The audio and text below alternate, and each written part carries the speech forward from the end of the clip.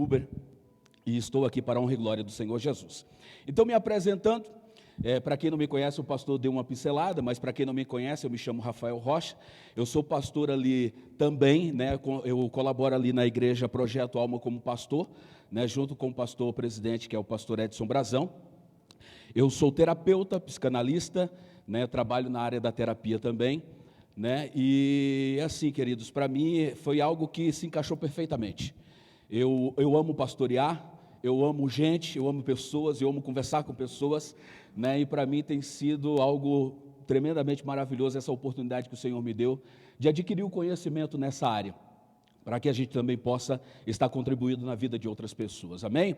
Eu me faço acompanhado da minha linda, maravilhosa esposa. Se coloca de pé, meu amor, eu sei que você já ficou de pé, a igreja toda vai te conhecer, essa é minha esposa, foi o presente que Deus me deu para estar junto comigo. Essa mulher me acompanha em todos os lugares, e quando ela não pode, porque nós temos 2 filhos, um de 11 e um de 4, e às vezes fica complicado ela me acompanhar em todos os lugares que eu estou, mas sendo assim que ela consegue estar, sempre estamos todos juntos, porque nós trabalhamos dentro da nossa casa com unidade, e é importantíssimo termos essa consciência da unidade, queridos, e é algo que o Espírito Santo de Deus está resgatando dentro do nosso tempo, para que a gente possa ter essa consciência de que a nossa vida ela contribui para as demais. Então, quando nós trabalhamos em unidade, isso significa que nós estamos trabalhando no mesmo objetivo, nós estamos trabalhando de comum acordo, e quando nós estamos trabalhando de comum acordo, isso fica alinhado com o corpo de Cristo, porque o corpo de Cristo ele se alinha, todos trabalhando no mesmo objetivo, e é isso que nós vamos fazer aqui nesta noite também. Nós vamos buscar o conhecimento. Eu quero introduzir, já começando com o livro de Oséias. O livro de Oséias, capítulo 4, versículo 6, ele vai dizer que o meu povo perece por lhe faltar conhecimento. Entenda que a parte do conhecimento é muito importante. Quando nós não temos conhecimento suficiente para podermos lidarmos com as adversidades da vida, com as dificuldades da vida, com os problemas da vida, se torna muito mais difícil. Porque a gente não sabe com o que nós estamos lutando. A gente não sabe qual o caminho nós estamos caminhando, a gente não sabe qual a direção tomar, porque nos falta conhecimento a respeito daquilo que nós estamos vivenciando. Então, quando nos falta conhecimento, logo vem o quê? A falta de motivação. Logo nós somos desmotivados, porque nós não entendemos a fase do processo. E nós precisamos entender que a nossa vida ela é feita de processos, ela é feita de etapas, e todas as etapas estão inseridas tudo completo, porque... E, queridos, eu vou dizer uma coisa para vocês, nós fomos criados e dotados com a total inteligência para podermos passarmos essa vida momentânea que temos aqui na terra. O Senhor nos deu total inteligência. Quando eu olho na palavra de Deus, no livro de Gênesis, capítulo 2, versículo 13, se não me falha a memória, ele vai dizer assim, façamos o homem a nossa imagem e semelhança. Eu só estou dando uma breve introdução, porque eu acho que isso é importante. Façamos o homem a nossa imagem e semelhança. Então, quando eu entendo que o Senhor disse assim, façamos o homem a nossa imagem e semelhança, o Senhor está dizendo assim, eu vou colocar sobre ele toda a necessidade que existir para que ele possa ter uma vida plena aqui na terra.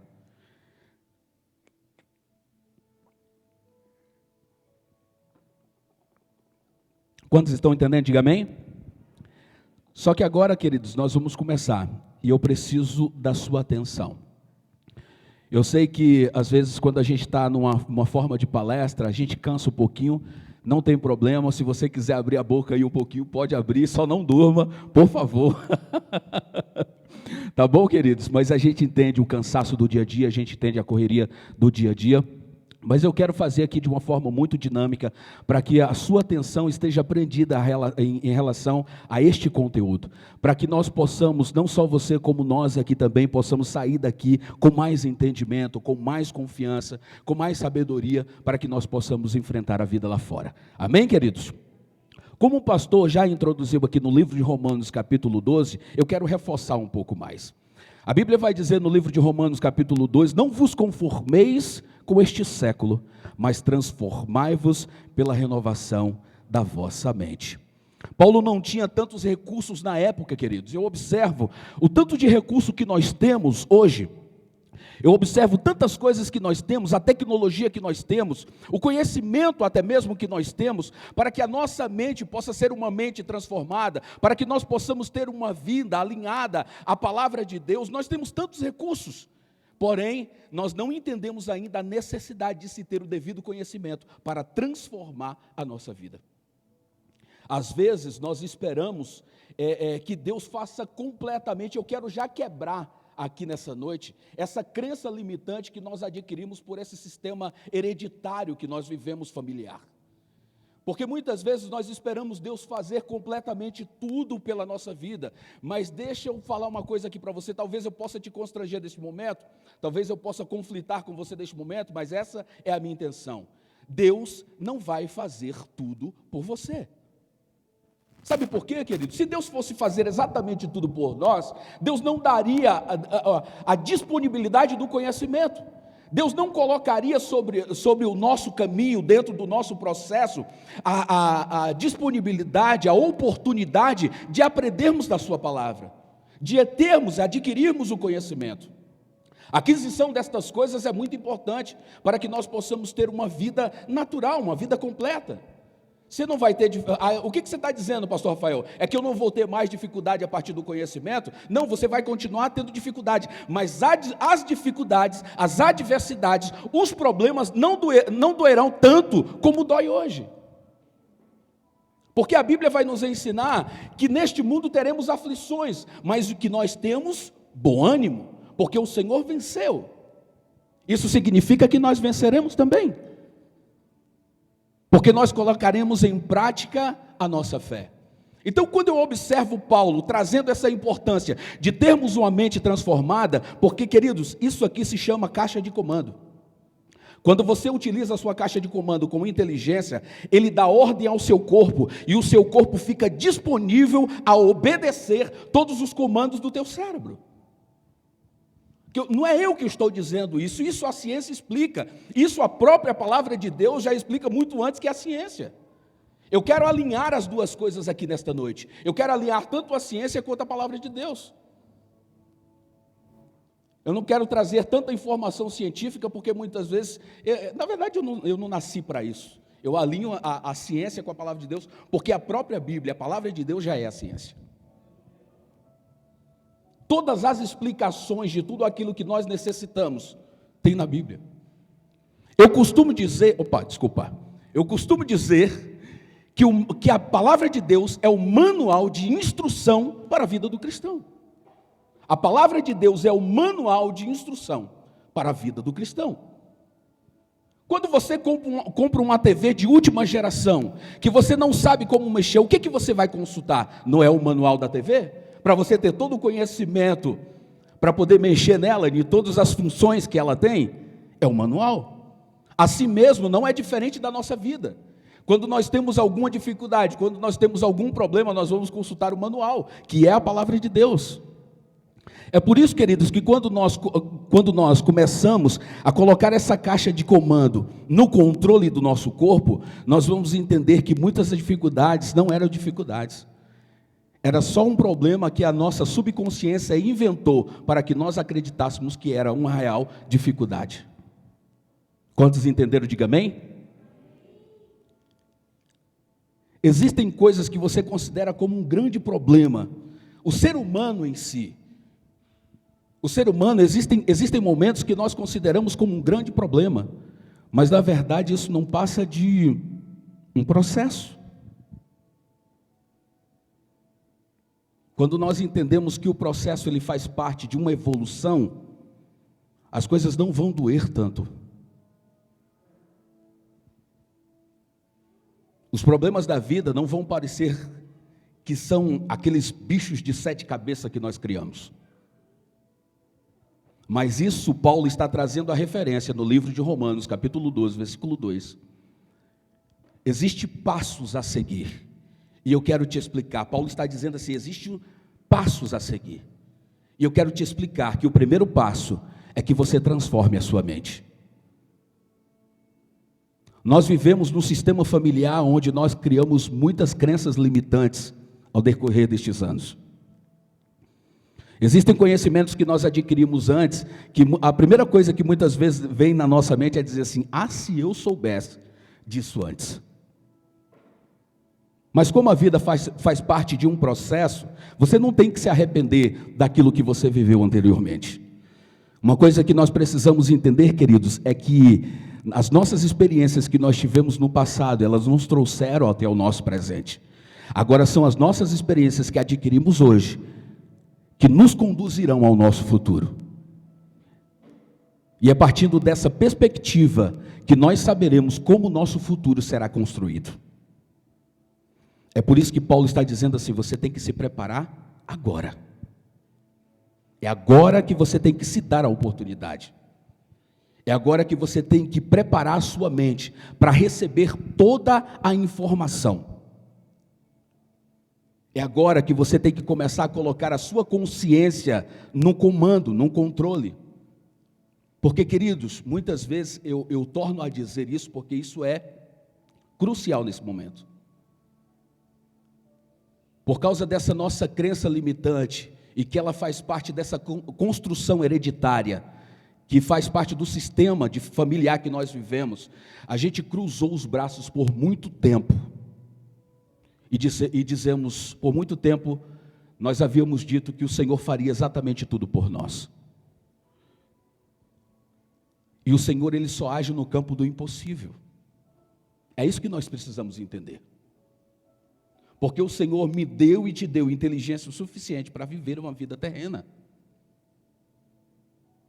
Nós estamos simplesmente passando por esta fase aqui, queridos. Nós estamos passando por essa fase.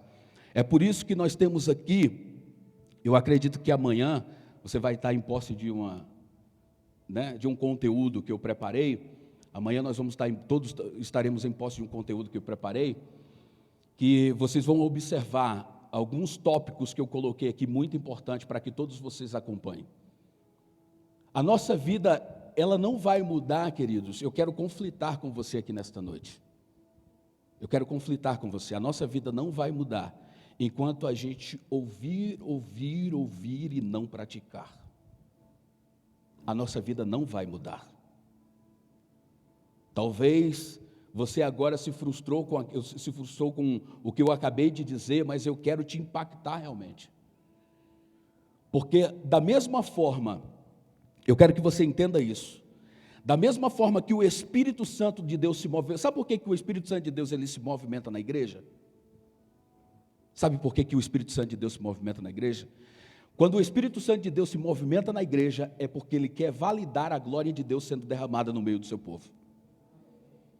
Todo o movimento do Espírito Santo é validando a glória de Deus sendo derramada no meio da igreja. É por isso que a palavra de Deus também nos ensina a estar em movimento com o Espírito, porque quando nós estamos em movimento com o Espírito, nós estamos validando a movimentação do Espírito aqui na igreja. Você está entendendo que é uma coordenação? É algo que está ligado? É a mesma frequência? Eu falo sobre frequência e nós precisamos estar na frequência do Senhor. Nós precisamos estar na frequência do Espírito Santo de Deus, porque o Espírito recebe a ordem, e ele valida toda a ordem no meio da igreja. Se não fosse o Espírito Santo no meio da igreja. Se não fosse. Porque no livro de João, capítulo 14, ele vai dizer assim, eu irei para o meu Pai, para que eu chegue lá, prepare lugar para cada um de vocês, mas fique tranquilo, porque vocês não estarão sozinhos, eu enviarei o meu Consolador, para que esteja junto com vocês. E quando o Senhor diz, eu envio o meu Consolador para estar com vocês, é porque o meu Consolador receberá a minha ordem, para que a glória que for derramada, para que todo conhecimento que for derramado, para que toda unção que for derramada, seja validada por Ele. Tem hora que eu me empolgo, às vezes aumenta, se quiser abaixar um pouco o microfone, fica à vontade, querido. Para que seja validada por Ele. É por isso que Paulo traz a informação, o primeiro passo é você mudar a sua consciência, é permitir que a sua mente seja transformada, porque Paulo também entendia que essa caixa de comando aqui é que valida todo o corpo. O nosso corpo, se eu digo mão abre, se eu dou a ordem, abaixa a mão, Agora anda, olha eu andando. Tudo isso vem da caixa de comando. E nós precisamos manter um sincronismo entre o corpo e a mente. Agora nós estamos falando aqui sobre inteligência emocional. A inteligência emocional, queridos, parte do princípio de você andar com sua mente de mãos dadas com seu coração. Porque você não pode ser racional demais e nem racional de menos, e nem emotivo demais e nem emotivo de menos. Você precisa andar naquela temperança, você precisa andar naquele equilíbrio que Salomão nos ensina no livro de Provérbios. Em tudo nós precisamos ter equilíbrio. Então Paulo diz assim, permita que a sua mente seja transformada. Porque quando a nossa mente, querido, está transformada, a gente para de pegar todos os nossos ambientes e transformar em guerra. Quando a gente não tem uma mente transformada, o nosso ambiente, que era para ser um ambiente de paz, torna-se guerra, porque nós não temos a devida compreensão de saber lidar, de saber conduzir. E é por isso que Paulo está dizendo, transforme a sua mente. E logo eu uno essa palavra com o livro de Osés, é por isso que eu comecei introduzindo o livro de Osés, capítulo 4, versículo 6. Será que vocês não entenderam ainda que o fato de todos nós estarmos perecendo é pelo conhecimento devido que ainda não adquirimos através da palavra de Deus? Só que esse tempo está mudando, querido, porque eu fiquei muito feliz. É algo que eu falo sempre, eu fiquei muito feliz quando o pastor me convidou para falar a respeito de inteligência emocional. Porque eu vejo um tempo que Deus está trazendo sobre nós, um tempo de inteligência, um tempo de raciocínio, um tempo de sabedoria, para que nós possamos conduzir, porque nós estamos vivendo o tempo do fim, e se nós não adquirirmos essa sabedoria agora, para dominar tudo, nós vamos falecer. Nós vamos ser atingidos. Aí você pega o livro de Tiago, capítulo 6, ele vai dizer, queridos, revestivos de toda a armadura de Deus. Revestivos de toda a armadura de Deus. Porque quando você colocar a couraça, o capacete, tiver com a espada na mão, o calçado do Evangelho, aí quando os dias maus vierem, você vai conseguir suportar, porque você está preparado. Entende a diferença? A Bíblia tem toda a explicação. Se eu fosse falar só da Bíblia e não da ciência em si, o que a ciência prega, eu trazia toda a ciência na Bíblia. Porque a Bíblia está nos dando a informação. Sede pacientes, sede amável. O nosso ambiente, nós precisamos ter inteligência para preparar. Queridos, há algo que eu sempre digo, nós podemos estar em guerra lá fora é o lugar de guerrear, lá fora é o lugar de batalhar, nós possamos estar em guerra lá fora, mas quando nós chegarmos dentro da nossa casa, tem que ser o lugar onde nós paramos para repousar, tem que ser o lugar de paz, tem que ser o lugar de unidade, tem que ser o lugar onde você chega e tua esposa está preparada para te receber. Tem que ser o lugar onde você chega e o teu esposo está preparado para te receber. A tua casa é o lugar de paz. A tua casa é o ambiente que você descansa. O teu esposo, a tua esposa é a pessoa preparada por Deus para te confortar, te consolar no momento em que você estiver atribulado. Porque a gente chega cansado. Quando a gente está lá fora guerreando, batalhando, a gente chega cansado dentro de casa. E quando a gente chega cansado, a esposa está aqui, ó. Ô amor, que bom que você chegou.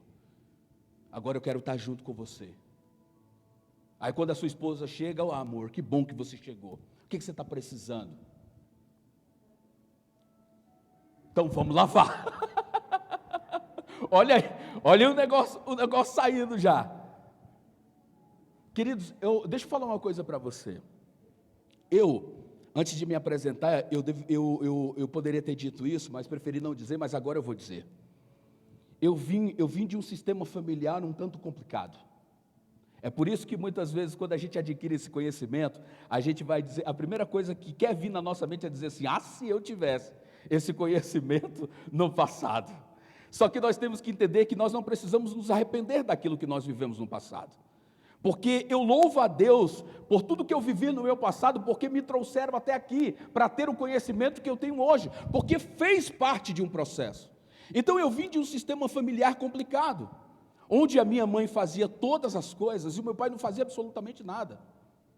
Eu quero dar o meu testemunho de vida para você entender que o meu pai era alcoólico. O meu pai era alcoólico.